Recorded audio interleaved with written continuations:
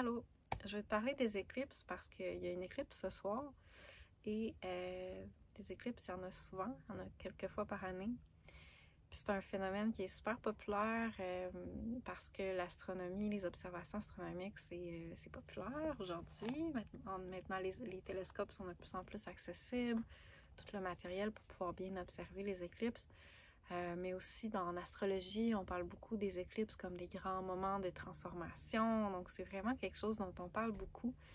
Mais je voulais ramener le point de vue ancien parce que dans le monde ancien de 200 ans en arrière et des milliers d'années en arrière, c'était un peu à l'unanimité la perception de l'effet énergétique des éclipses sur nous, notre écosystème intérieur, notre équilibre intérieur. Donc, c'est un phénomène qu'on aime voir, on aime observer, on ne veut pas manquer parce que c'est rare, puis c'est impressionnant à voir. Mais selon les anciens, en fait, observer une éclipse, c'était vu comme néfaste.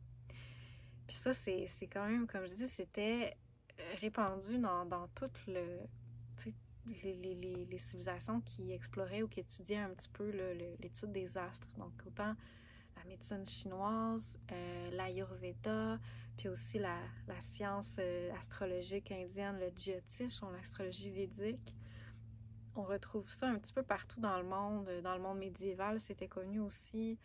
Donc, dans plein de types d'études astrologiques, on avait cette notion-là que l'éclipse était soit un démon ou un esprit maléfique ou un animal qui venait bouffer, manger l'astre, la lune ou le soleil, puis qui apportait les ténèbres sur la terre. Donc, bon, de nos jours, on regarde ça en riant parce qu'on dit que c'était des croyances aveugles parce qu'ils ne connaissaient pas les phénomènes cosmiques, les phénomènes astronomiques de pourquoi est-ce qu'il y avait de la noirceur momentanée, puis il y avait peur que la noirceur dure pour toujours.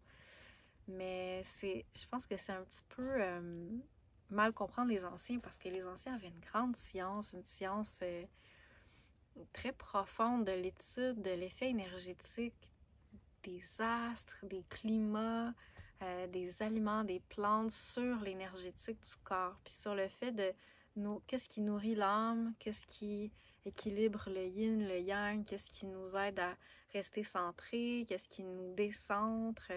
Donc, c'était vraiment à niveau symbolique parce que les anciens ont toujours exprimé des concepts de l'énergétique à niveau symbolique. Donc, un démon qui avale la lune, ça symbolisait pas nécessairement une grande peur que la Terre soit détruite, mais plus comme l'idée de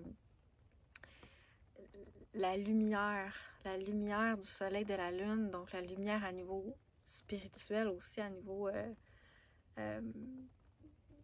clarté intérieure, ouverture du cœur, donc toutes ces choses-là qui se faisaient comme un petit peu prendre, puis la lune et le soleil étant des symboles du yin et du yang cosmique. Donc, c'est comme si, là, il y a un grand déséquilibre parce qu'il y a une disparition soit du yin ou du yang de façon momentanée.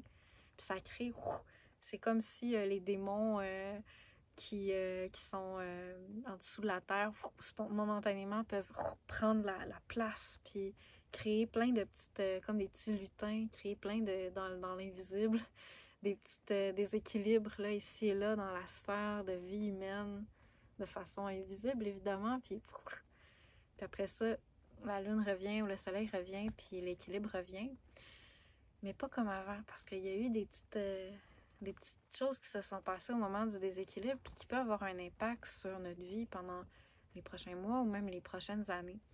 Puis souvent, quand on étudie les éclipses, moi, depuis que j'ai commencé à étudier les éclipses depuis quelques années, j'ai observé qu'il y a souvent des petites choses. Ça a l'air de rien au moment de l'éclipse, mais dans les semaines, les mois et les années après, on observe que ça a vraiment eu un impact sur notre vie, puis un impact qui n'est pas pour le mieux, même si au début, on a l'impression que c'est pour le mieux. Donc, comme des petites choses qu'on réalise ou qu'on qu'on pense au moment de l'éclipse, puis qui nous font prendre des décisions qui finalement, c'était pas tant aligné que ça. Des choses qui ont lieu. Je peux vous donner des exemples. Entre autres, une des éclipses que j'avais observées il y a de ça plusieurs années, j'étais en couple avec une personne que je considère comme un de mes partenaires les plus importants, qui est comme, je peux même dire que c'était comme une âme sœur ou une âme jumelle, je sais pas, mais c'est quelqu'un qui était vraiment important dans ma vie. Mais la relation était difficile, il y avait des zones grises, on était dans un moment de mi-séparation, mais c'était pas vraiment clair.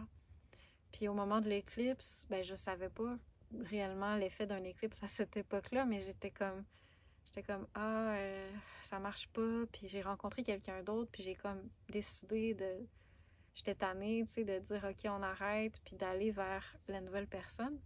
Puis finalement, ben la nouvelle personne, on a démarré une relation dans la période des éclipses. C'était une relation énormément instable parce que tout ce qu'on démarre pendant une période d'éclipse est très instable en général.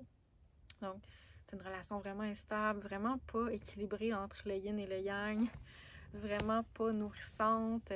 Ça répondait pas aux besoins de mon cœur. C'est comme si c'était comme une petite voie de sortie là, qui est arrivée dans un moment de déséquilibre. Puis, ça a eu un grand impact parce que après notre relation s'est terminée, parce qu'elle était très instable. Puis quand j'ai voulu revenir avec le partenaire qui me correspondait mieux, puis lui aussi voulait, mais ça nous a rapprochés un peu, mais ça nous a aussi fait vraiment dévier. Fait qu'au fil des années, au fil des mois après, on s'est perdu.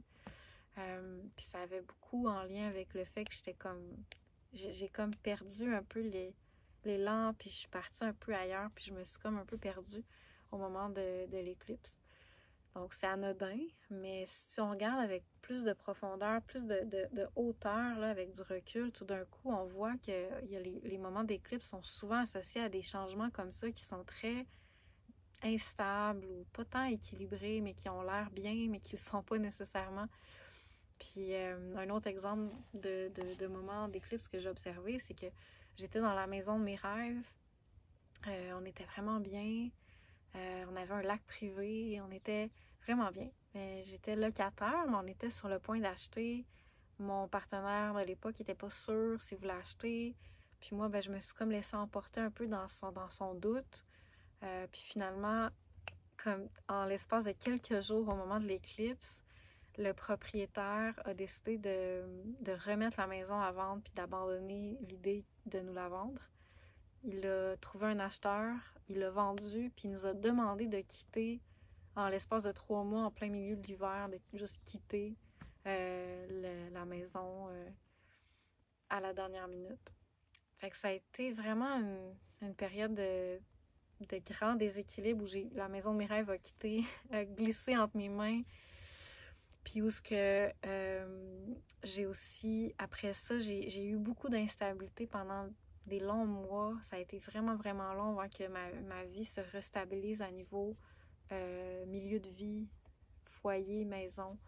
Donc, ça a été vraiment une longue période d'instabilité un petit peu à niveau physique, là, puis sentir que ça a un grand impact sur ma productivité à niveau carrière, à niveau inspiration intérieure, vie spirituelle. Donc, ça a vraiment eu un grand impact au niveau de déséquilibre. Fait que c'est 2 exemples sur comment une éclipse peut, de façon sournoise, créer beaucoup de déséquilibre dans nos vies.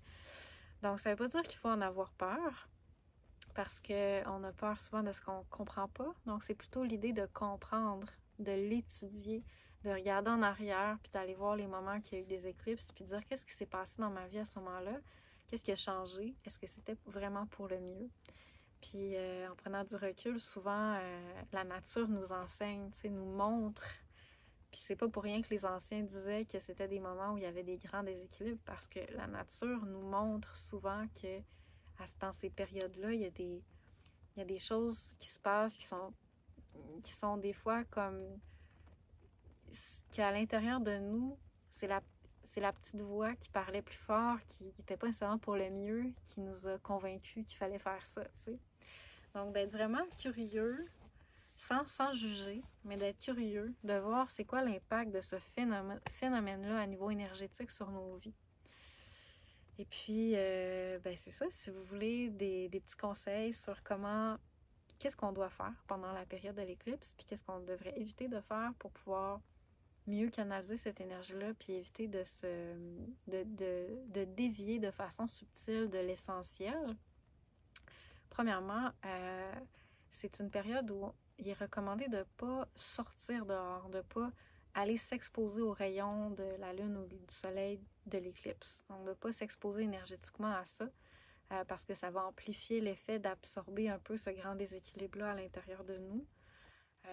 Puis de pouvoir, c'est ça, d'aller chercher un peu de façon subtile cette force-là qui peut nous faire dévier un petit peu. Donc, éviter d'observer, même si on est à l'intérieur, d'éviter d'observer l'éclipse, donc d'observer le soleil ou la lune. Ça aussi, c'est important. Donc, de l'observer, ça va faire qu'on va absorber cette énergie-là encore plus. L'eau aussi. L'eau, c'est un facteur qui nous permet de nous nettoyer des forces qui pourraient nous faire dévier. Donc, on va se nettoyer avant et après l'éclipse pour énergétiquement enlever ces énergies-là, mais pas pendant. Pendant l'éclipse, on ne veut pas prendre de bain, on ne veut pas se baigner, on ne veut pas prendre de douche parce qu'on ne veut pas que l'eau, parce que l'eau, c'est un canalisateur aussi, donc pas que l'eau vienne canaliser cette force-là puis l'amplifier à l'intérieur de nous pour l'absorber à l'intérieur de nous. On ne veut pas non plus manger parce que tous les aliments qui sont exposés à l'éclipse vont nous nourrir un petit peu de l'énergie de l'éclipse en même temps. Donc, on veut jeûner, préférablement, ce qui nous garde équilibrés. À moins, évidemment, que vous êtes vraiment de type hypoglycémique, que si vous ne mangez pas, ben, vous allez être vraiment déséquilibré. À ce moment-là, manger quelque chose de simple, de ne pas manger des choses que vous n'avez pas l'habitude de manger, pas manger des choses qui sont très déséquilibrantes pour le système, comme les épices, les gras, les fast-food, des choses comme ça. Donc, vraiment aller dans la simplicité. Mais sinon, si c'est possible d'éviter de manger, c'est vraiment bénéfique. Donc, de jeûner en cette heure-là. Pendant, en fait, une éclipse, ça dure quelques heures. Donc, pendant toutes ces heures-là, de jeûner. Éviter aussi tout ce qui demande un équilibre au niveau du yin et du yang. Donc, éviter les activités sexuelles qui sont un mélange des polarités yin-yang qui demandent un équilibre. Éviter de dormir aussi parce qu'au moment où on est en train de dormir, on est inconscient. Donc, il y a des forces qui peuvent avoir plus d'influence sur nous de différentes façons. Ce qui peut être difficile si l'éclipse a lieu vraiment dans le milieu de la nuit ou tard le matin. Puis une autre chose, c'est d'éviter de prendre des grandes décisions parce que les décisions qu'on va prendre risquent de ne pas être les plus stables, les plus ancrées, les plus celles qui vont être les plus capables de porter loin. Elles risquent d'être plus déstabilisées puis venir de pas nécessairement de la bonne place, même si on s'en rend pas compte. Donc, éviter de prendre des décisions, éviter de démarrer des nouveaux projets, d'éviter d'essayer de faire des trucs pour faire de l'argent, d'éviter d'essayer de discuter avec quelqu'un puis de se mettre en colère, éviter de compliquer les choses parce que il y a une grande énergie instabilisante, donc ça peut faire inverser le yin et le yang, causer des déstabilisations à l'intérieur de nous. Ça peut créer des montées de yang, donc colère, maux de tête, toutes sortes de choses qui, trop d'énergie en même temps, ou des grandes paralysies, donc des yin qui viennent bouffer un peu l'énergie. Donc vraiment de prendre soin de soi pendant cette période-là. Donc vraiment faire toutes sortes de pratiques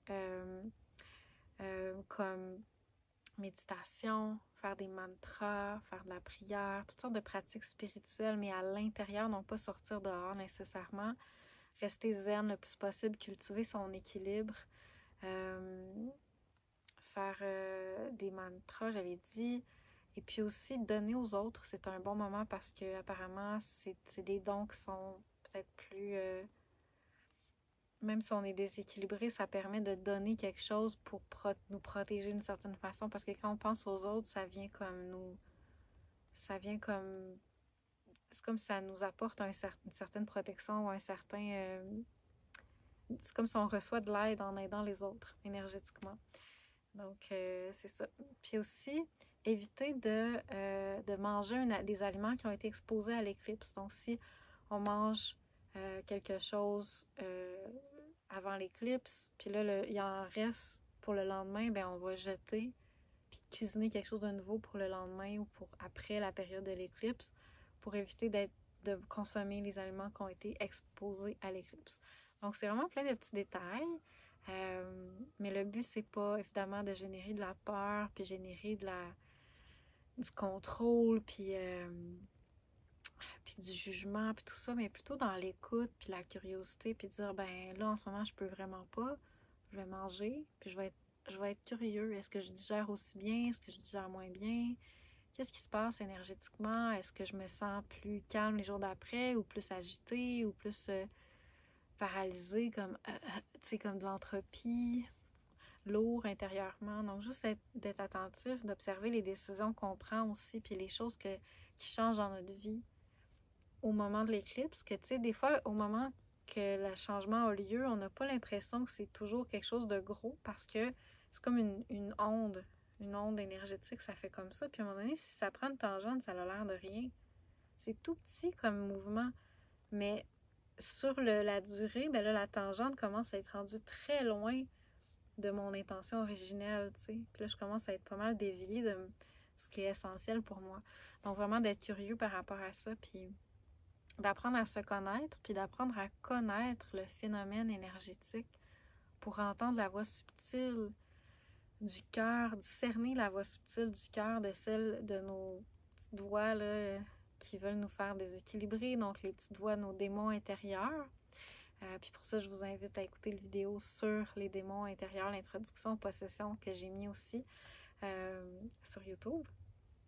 Donc voilà, fait que juste d'être curieux, d'apprendre à se connaître, puis plus que la nature va vous enseigner par des événements concrets, puis des expériences concrètes sur qu'est-ce que ça a comme effet énergétique les éclipses, bien plus que ça va tout simplement être un dialogue de prendre soin de vous pendant ces périodes-là. Au lieu d'être une période de peur là, puis de fausses croyances, c'est plutôt l'idée de dialoguer, d'écouter, de voir qu'est-ce que la nature vous enseigne par rapport à ça, puis d'agir en conséquence de ce que vous comprenez de ça. Donc, c'est plutôt une invitation à ouvrir le regard, ouvrir l'esprit, puis observer des choses que peut-être qui étaient présentes dans votre vie, mais que vous n'avez jamais posé votre regard là-dessus pour pouvoir voir les enseignements subtils de la nature, puis pouvoir aller chercher à prendre soin de votre énergie le plus possible pendant ces périodes-là d'instabilité énergétique. Donc voilà, je vous souhaite une belle éclipse, puis une belle période de connexion et d'écoute.